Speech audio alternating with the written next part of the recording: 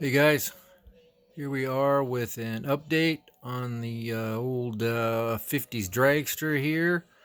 I thought I'd do a little update here before I start throwing stuff together. First of all, doing these kind of builds is fun, but it's kind of a pain because you don't want to put too much together in case you block something that should have been put together first. It's already happened a couple times, and it's not even that much together. So you kind of got to think ahead 2 or 3 steps so you don't build yourself into a corner.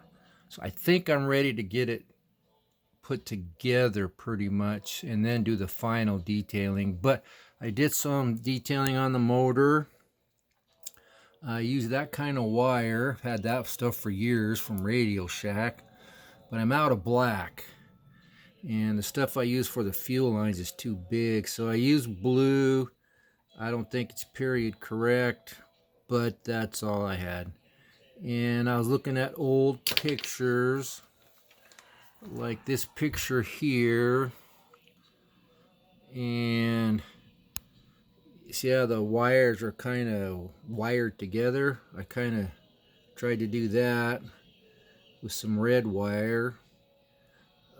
See how the water, I would assume that's a water or vent for the block because they don't run pulleys and a pump, and there's that hose around the bottom I was telling you about. So I kind of did that, and I just made a single little filler thing there, which is, I assume that's what it is. This guy here has like a double filler thingy. I looked at pictures online, but I weren't as good as these. I could have kept searching, but these are doing okay for what I want. Straight axle in the front. This is the axle that come with the kit, and it's gonna work. And the control arms there. And I use this setup because it's all the right length. That was all molded together. So this is the V8 block that I converted to a flathead, and it looks, if you not really look at it too close, you can get by with it. I put the magneto on there, and it was about a 1/16 of an inch or so taller than that, and I put it all together, and the distributor was oh damn it, there we go. And the distributor was clear up here, higher than the carburetors. And if you see on this one here, it's not quite that high. So I cut a section out of it after I already had all the wire and everything, and I didn't destroy it too bad. So now it looks a little better. I made the little aluminum cover thing that they did on the carbs. I'm not 100% up on why they did that. I have a few theories and read a few things, but I don't know how accurate it is, so I'm not going to say anything. And I made a little rear brace for it because that's plastic, painted aluminum, and it wouldn't stay bent. So I made like they welded a little rod there and hooked it to the manifold. So that works. And there's the shifter. And the shifter, I had to bend it over because when the body sits down on here, I had to get it out of the way of the steering wheel, which led to another problem. Most of these old steering wheels were big ones like this, a 4-spoke one or a 3-spoke, but when I do that, it don't fit. It hits the shifter. Plus, there's just not much room in there anyway. So I was going to go with this teeny thing, but I looked at some old pictures of those stuff I have from Greg Fury, and some of the old stuff from the 50s had these little steering wheels. So I think that one right there is going to work and give me enough room with, where's the shifter? With the shifter all bent over like that. And that brake's mounted where it goes. I had to come up with the gas pedal right there. Where are we at here? Right there, the gas pedal and a clutch pedal. And I don't know how to do clutch leakage and stuff, so I'll fake something out there or just not do anything. Fuel cell is right here, and I made it like the guy just got a fuel can and stuck it inside of a little brace and threw it right there in the back of the behind the seat. And then I'm going to run a little fuel line around and down, and I made a little fuel block right there, and I bolted it to the head.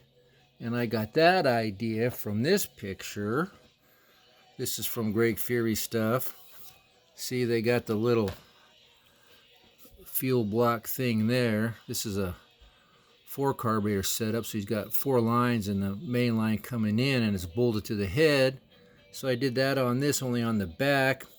Then I just did 2 little dots with a felt tip, with the fine tip felt marker to make it look like it's bolted on there. So that's going to work. And the line's going to come out down below here and head back to that fancy fuel tank there. And then I painted that seat aluminum silver to look like a bomber seat. Then I'm going to do seat belts. I haven't got any good shots of seat belts yet, but I got this stuff I showed you before in that other car I built. I've had forever. I got black I'll use on this because I don't think they had white, excuse me, and stuff. These don't look period correct. I might be able to fake it. These are race car ones, but I don't know how period correct they are. So if I can't get any good pictures and they're not enough, I'm going to take these and cut the ends off of that. And cut the end off of that, paint them silver, and glue them onto this. And I'll have some seat belts in there. And I've made little braces at the bottom of the roll bar here. Whoops, right there, you can see. I probably should have did it in the back too, but I don't know how. You know, it's some kid in the garage, so it don't have to be too safe. So I'm gonna hook the seat belt onto that. Use a pin header or something to make it look like they're bolted on there and have them laying up in the seat. That's kind of maybe a little bit too modern of a brake handle, but it's gonna work.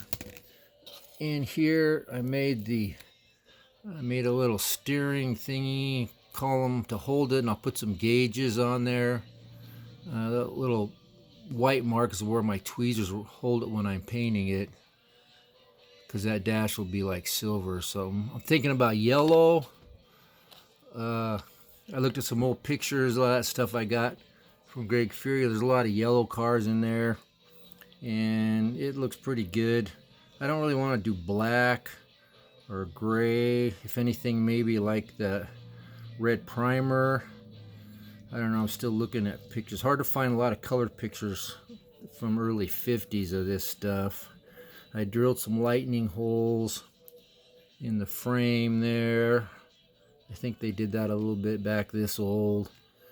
So I'm trying to make it look as old as I can. And I'm not an expert on all that old stuff. I cut little pieces of aluminum tubing and put on top the carburetors to kind of give it that look.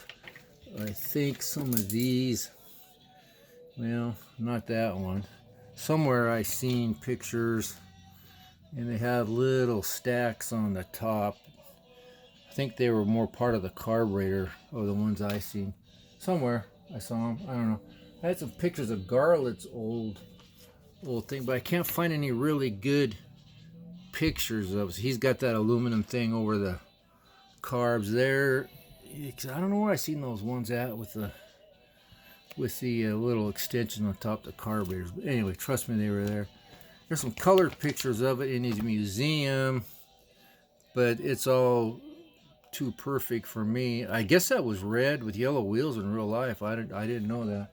It looks all beat up in the old pictures, but anyway, I'll probably do yellow or something, I guess.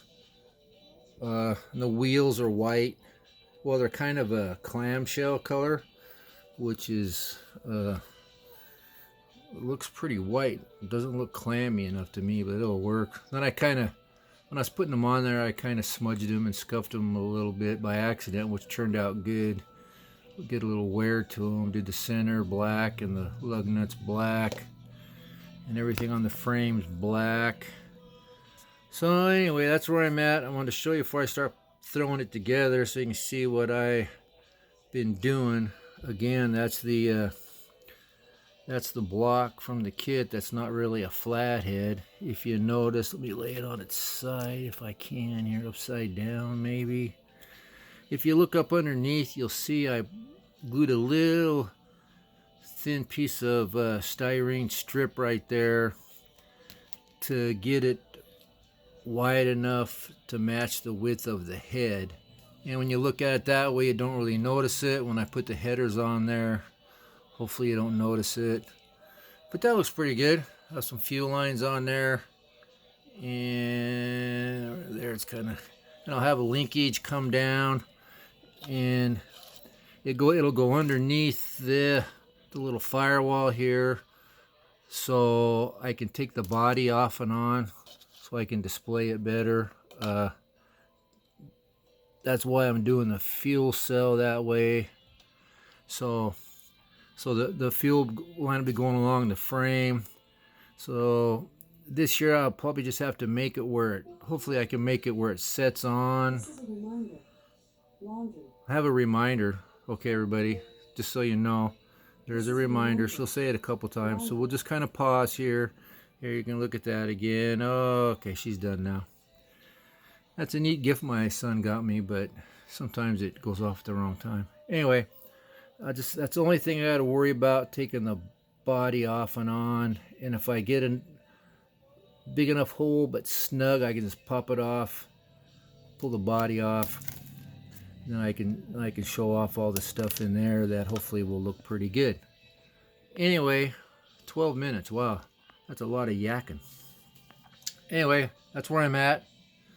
I'll get it all together, and then we'll take another look at it, and then I'll paint it, and then we'll take another look at it, and it should be done. So anyway, thanks for watching, guys. Appreciate it. Gotta thank my subscribers again. I really appreciate it. If you haven't subscribed, please do. Check it out. We're having lots of fun here, like I always say. So until the next video, everybody take care and stay cool, and we'll talk at you later. Bye.